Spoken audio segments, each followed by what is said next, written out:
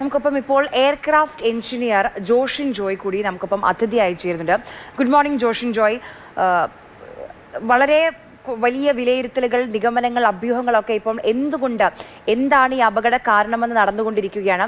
ഉറപ്പായും ഇപ്പോൾ വിലയിരുത്താൻ മാത്രമേ കഴിയൂ. ബ്ലാക്ക് ബോക്സിൽ നിന്നുള്ള വിവരങ്ങളൊക്കെ കിട്ടിയതിന് ശേഷം, ഫ്ലൈറ്റ് ഡാറ്റ റെക്കോർഡറിൽ നിന്നുള്ള വിവരങ്ങളൊക്കെ കിട്ടിയതിന് ശേഷമേ ഒരു കൺക്ലൂഷനിലേക്ക് എത്താൻ കഴിയുള്ളൂ ജോഷിൻ. പക്ഷേ എന്നാലും ഇപ്പോൾ ഈ ദൃശ്യങ്ങളൊക്കെ കാണുമ്പോൾ 32 സെക്കൻഡ് മാത്രമാണ് വായുവിൽ ഈ വിമാനം ഉണ്ടായിരുന്നതെന്ന് എന്നാണ് ഇപ്പോൾ ആ ദൃശ്യങ്ങൾ കാണുമ്പോൾ നമുക്ക് പ്രാഥമികമായി മനസ്സിലാക്കാൻ കഴിയുന്നത്. ജോഷിന്റെ അനുഭവ സമ്പത്ത് വെച്ച് പറയാൻ കഴിയുന്ന കാര്യങ്ങൾ എന്താണ്? Good morning Mathrubhumi. ഞാൻ പല ദൃശ്യങ്ങൾ രാവിലെ കണ്ടായിരുന്നു. ആ ദൃശ്യങ്ങൾ കണ്ടതിന്റെ അടിസ്ഥാനത്തിൽ ഈ എയർക്രാഫ്റ്റിനെ പറ്റി ആദ്യം പറയുവാണെങ്കിൽ, എയർ ഇന്ത്യയുടെ ബോയിങ് 787 ഡ്രീം ലൈനർ എന്ന് പറയുന്ന ഏറ്റവും അത്യാധുനിക ഒരു വിമാനമാണ്. അവർ പുതിയതായിട്ട് എടുത്തിട്ടുള്ള ഒരു ഫ്ലൈറ്റ് ആണത്. അധികം പഴക്കം ഉണ്ടാവാൻ സാധ്യതയില്ല. വളരെ റെയറായിട്ട് അപകടം നടന്നിട്ടുള്ള ഒരു ഫ്ലൈറ്റ് ആണ് ഈ എയർക്രാഫ്റ്റ്, ബോയിങ് 787 ഡ്രീം ലൈനർ. എന്റെ അറിവ് ശരിയാണെന്നുണ്ടെങ്കിൽ അധികം അപകടം നടന്നിട്ടില്ലെന്ന് തന്നെ പറയാം. ആ ദൃശ്യം വെച്ച് നോക്കുകയാണെന്നുണ്ടെങ്കിൽ ഇതുവരെ റിപ്പോർട്ട് ചെയ്തിട്ടില്ല ഡ്രീം ലൈനർ.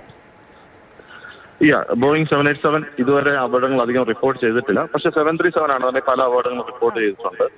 777-ഉം 787-ഉം ബോയിങ്ങിന്റെ ഏറ്റവും കൊമേഴ്സ്യൽ വിഭാഗത്തിൽ ഏറ്റവും നിലവിലായിട്ടുള്ള ഒരു എയർക്രാഫ്റ്റ്, ഇപ്പോൾ 2 എയർക്രാഫ്റ്റുകളാണ്. അതിൽ 787 ആണ് ഇപ്പോൾ അവർ അപകടം നടന്നത്. ആ ദൃശ്യങ്ങളിൽ നിന്ന് നമുക്ക് മനസ്സിലാക്കാൻ കഴിയുന്നത്, എയർക്രാഫ്റ്റ് ടേക്ക് ഓഫ് ചെയ്യാൻ വേണ്ടി ക്ലൈംബ് ചെയ്യുമ്പോൾ അത് നേരെ ആ ദൃശ്യങ്ങൾ കറക്റ്റ് കാണാൻ പറ്റും, നേരെ താഴോട്ട് പതിക്കുകയാണ് ചെയ്യുന്നത്. എന്തെങ്കിലും ഒരു പേഡ് സ്ട്രൈക്കോ അല്ലെന്നുണ്ടെങ്കിൽ എഞ്ചിൻ റിലേറ്റഡ് ആയിട്ടോ അങ്ങനെ എന്തെങ്കിലും ഒരു ഇഷ്യൂ ഉണ്ടെന്നുണ്ടെന്നുണ്ടെങ്കിൽ, എന്തെങ്കിലും ആ ഫ്ലൈറ്റിന് ഒരു ഷെയ്ക്ക് കാണാം, അല്ലെങ്കിൽ എഞ്ചിൻ സ്പാർക്കോ അല്ലെന്നുണ്ടെങ്കിൽ ഒരു ഫയറോ വല്ലതും ഉണ്ടാവുകയാണെന്നുണ്ടെങ്കിൽ നമുക്ക് ആ ദൃശ്യത്തിൽ കാണാൻ പറ്റും. ഈ ദൃശ്യം കാണുമ്പോൾ നേരെ താഴോട്ട് പതിക്കുകയാണ് ചെയ്യുന്നത്. അപ്പോൾ അതിന്റെ അർത്ഥം എന്തെങ്കിലും ഫ്ലൈറ്റിന് പ്രൈമറി കൺട്രോളിനകത്തുള്ള എന്തെങ്കിലും ഒരു തകരാറായിരിക്കാം എന്നാണ് പ്രാഥമിക നിഗമനത്തിൽ ആ ദൃശ്യത്തിൽ നിന്ന് മനസ്സിലാക്കുന്നത്. അത് വിശദമായിട്ട് കണ്ടുപിടിക്കണമെന്നുണ്ടെങ്കിൽ ബ്ലാക്ക് ബോക്സും പിന്നെ അവരുടെ കമ്മ്യൂണിക്കേഷൻ ഇതും ഡീറ്റെയിലും ലോഗ് ബുക്കും പരിശോധിച്ചാൽ മാത്രമേ ആ ഫ്ലൈറ്റിനകത്ത് ഹൈഡ്രോളിക്സിനകത്ത് എന്തെങ്കിലും തകരാറുണ്ടെങ്കിൽ അത് നേരത്തെ എന്തെങ്കിലും റിപ്പയർ ചെയ്തിട്ടുണ്ടോ, എന്തെങ്കിലും ഹൈഡ്രോളിക്സിനെ സംബന്ധിച്ച് പാർട്സ് മാറിയിട്ടുണ്ടോ, അതെല്ലാം അറിയാൻ പറ്റത്തുള്ളൂ. ഒരു പേഡ് സ്ട്രൈക്കോ അങ്ങനെയുള്ള കാര്യങ്ങളാണെങ്കിൽ എന്തെങ്കിലും ഒരു ഷെയ്ക്കോ കാര്യങ്ങളോ അതെല്ലാം ഉണ്ടാവും. പക്ഷെ ഇത് നേരെ താഴോട്ടാണ് വന്നിരിക്കുന്നത്. പിന്നെ ആ ദൃശ്യത്തിനകത്ത് പ്രൈമറി ഫ്ലൈറ്റ് കൺട്രോളിനകത്ത് എലിവേറ്റർ എന്ന് പറയുന്ന ഒരു സാധനം, അത് കറക്റ്റ് ഒരു മൂവ്മെന്റ് ഇല്ല, അത് കറക്റ്റ് സ്ട്രീറ്റ് ആയിട്ട് തന്നെ ഇരിക്കുന്നത്. പുള്ളി അത് ക്ലിംബ് ചെയ്യാൻ നോക്കുന്നുണ്ട്, ക്ലൈംബിന് നോക്കുന്നുണ്ട്, പക്ഷെ ഒന്നുമില്ലാതെ നേരെ താപ്പോട്ടാണ് വരുന്നത്. കാരണം അത് മൂവ് ആവുന്നില്ല. 2 എഞ്ചിനിലുള്ള പവറും ഉണ്ട്, ആ ശക്തിയിലാണ് നേരെ താപ്പോട്ട് വന്നിരിക്കുന്നത്. അതാണ് ഒരു പ്രാഥമിക നിഗമനം. ഈ ത്രസ്റ്റ് നഷ്ടപ്പെട്ടു എന്നുള്ള ഒരു ക്യാപ്റ്റന്റെ മെസ്സേജ് വന്നു എന്ന് പറയുന്നു.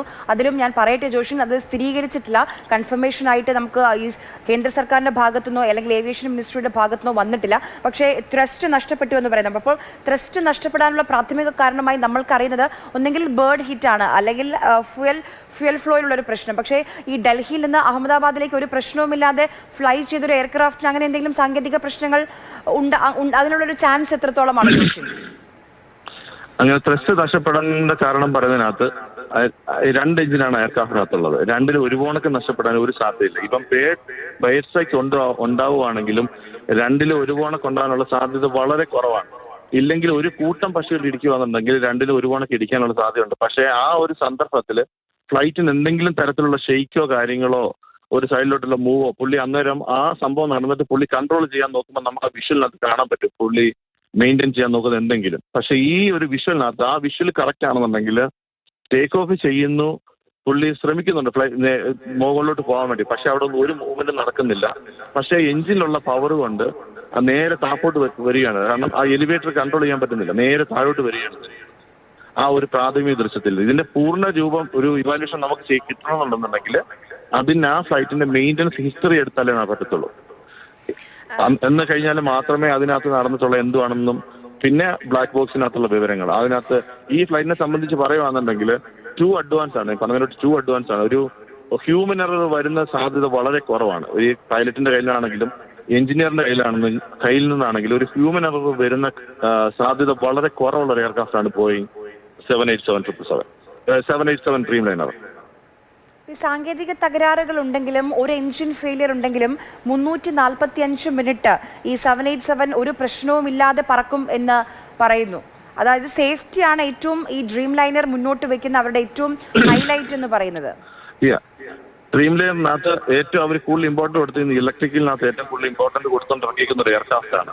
അതുകൊണ്ട് എഞ്ചിനകത്ത് ഫെയിലൂർ വളരെ വളരെ കുറവാണ് ഈ ഫ്ലൈറ്റിന് വരാൻ സാധ്യത കുറവ്. തന്നെയല്ല, അതിനകത്ത് ഉപയോഗിക്കുന്ന 2 എഞ്ചിൻ, ഒന്ന് റോൾസ് റോയ്സിന്റെ ഒന്ന് GP എഞ്ചിനാണ്. അത് വളരെ റിലവൽ ആയിട്ടുള്ള എഞ്ചിനാണ്. അതിനകത്ത് എൻ്റെ എക്സ്പീരിയൻസ് വെച്ച് അതിനകത്ത് അപകട സാധ്യത വരാനുള്ള സാധ്യത വളരെ കുറവാണ്. ആ ദൃശ്യത്തിൽ നിന്ന് മനസ്സിലാക്കുന്നത് പുള്ളിക്ക് ക്ലൈംബ് മുകളിലോട്ട് പകർത്താനുള്ള ഒരു സാധ്യത അവിടെ കിട്ടുന്നില്ല. പക്ഷേ ആ വന്ന ത്രസ്റ്റ് കൊണ്ട് മുകളിലോട്ട് പോകുന്നു, അത് കൂടുതൽ ചെയ്യാൻ പറ്റുന്നില്ല, നേരെ താഴോട്ട് പോകുന്നു. അതാണ് ആ ദൃശ്യത്തിൽ നിന്ന്. അതേപോലെ തന്നെ പല ആളുകളുടെയും ഒരു നിഗമനമാണ് ഈ വിമാനത്തിൽ കൊള്ളാവുന്നതിലും അപ്പുറമുള്ള ഒരു ഭാരം കൂടുതലും ഇങ്ങനെ ഒരു അപകടത്തിലേക്ക്, ഇങ്ങനെ ഒരു ക്രാഷിലേക്ക് എത്തിക്കാൻ ഇടയാക്കുമോ ജോഷിൻ? അങ്ങനെ അത് വെച്ച് പറയുകയാണെന്നുണ്ടെങ്കിൽ ഈ ഫ്ലൈറ്റ് പോകുന്നതിന് മുമ്പ് ഇത് കുറെ പേപ്പർ വർക്കും കാര്യങ്ങളുണ്ട്. Load sheet control, load sheet approve, flight ഡിസ്പാച്ചറിന്റെ സൈന്, അങ്ങനെ കുറെ കാര്യങ്ങൾ ഇതിനകത്ത് ഇവാലുവേഷനകത്ത് ചെയ്യുന്നുണ്ട്. അത് ഓവർ റൈഡ് ചെയ്ത് വിടാനുള്ള സാധ്യത വളരെ കുറവാണ്. കാരണം ഇത് ഇപ്പം ഇപ്പോഴത്തെ കാലഘട്ടത്തിലെല്ലാം എല്ലാം കമ്പ്യൂട്ടറൈസ്ഡ് ആണ്. എല്ലാം നമ്മൾ എന്തെങ്കിലും ഒരു എറർ കാണിച്ചാൽ പോലും അത് അക്സെപ്റ്റ് ചെയ്യത്തില്ല.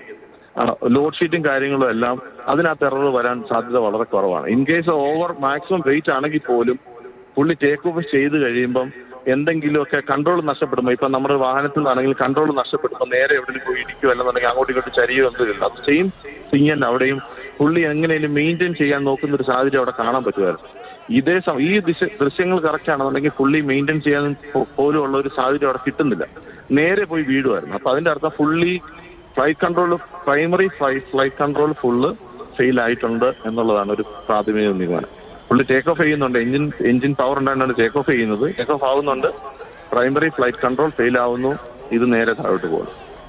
ഈ ഫ്ലാപ്പുകൾ മുഴുവൻ തുറന്നിട്ടില്ല. ഈ ടേക്ക് ഓഫിന്റെ സമയത്ത് ഫ്ലാപ്പുകൾ സജ്ജീകരിക്കുന്നതിൽ ഒരു മിസ്റ്റേക്ക് പറ്റി. കാരണം ആ ദൃശ്യങ്ങൾ വെച്ചിട്ടാണ് നമ്മൾ പറയുന്നത്.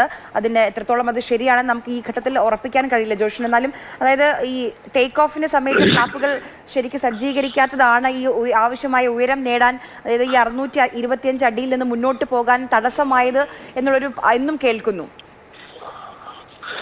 ഈ ടേക്ക് ഓഫിന് മുമ്പ് പ്രൈമറി ഫ്ലൈറ്റ് കൺട്രോളും സെക്കൻഡറിയും ഇതെല്ലാം ഫ്ലൈറ്റ് ക്രൂ ഇത് ഓപ്പറേറ്റ് ചെയ്ത് നോക്കും. അതിന് മുമ്പ് ഇത് അഡ്ജസ്റ്റ് ചെയ്യും. അത് അഡ്ജസ്റ്റ് ചെയ്തിട്ടുണ്ട്. അതുകൊണ്ടാണ് അറ്റ്ലീസ്റ്റ് അത് ടേക്ക് ഓഫ് ആയത്.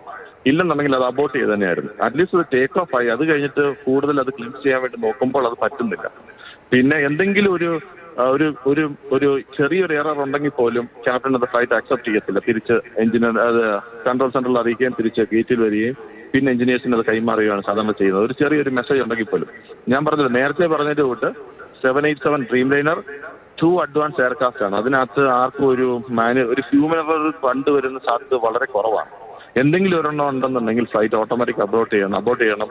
ഈ ടേക്ക് ഓഫ് ഇല്ലെന്നുണ്ടെങ്കിൽ മെസ്സേജ് ഓവർ റൈഡ് അല്ലെന്നുണ്ടെങ്കിൽ അതൊരു മെസ്സേജ് മറച്ചു വെച്ച് പുള്ളിക്ക് അത് ചെയ്യാൻ പറ്റത്തില്ല.